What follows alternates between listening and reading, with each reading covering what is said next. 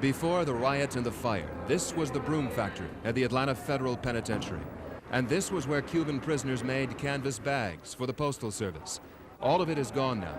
The woman who was granted access to tape this independently produced documentary last year says she came in contact with many different types of prisoners during her time inside. And they're all being treated as if they're the same.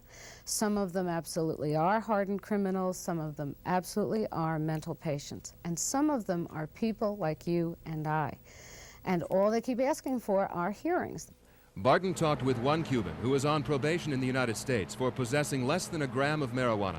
The Immigration Service decided he belonged in the pen. That was in 1984.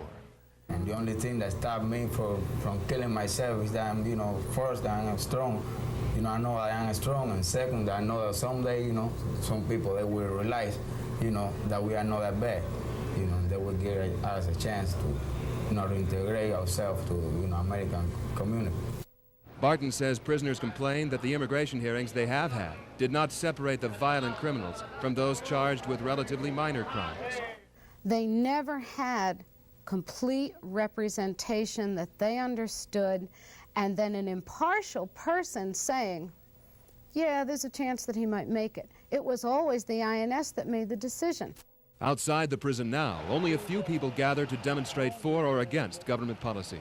Dr. Charles King of Atlanta's Urban Crisis Center says he had to come, still skeptical of the government's ability to sort out those Cubans who deserve release. But I think the Cuban prisoners should understand that how they've been treated goes against the grain of what most Americans think is right, and they have more people with them than they really think.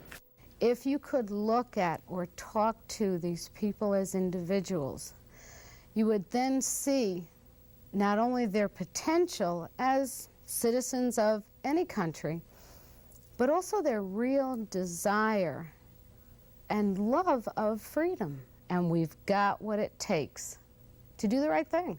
I think we're too big a country. We're too fine a country.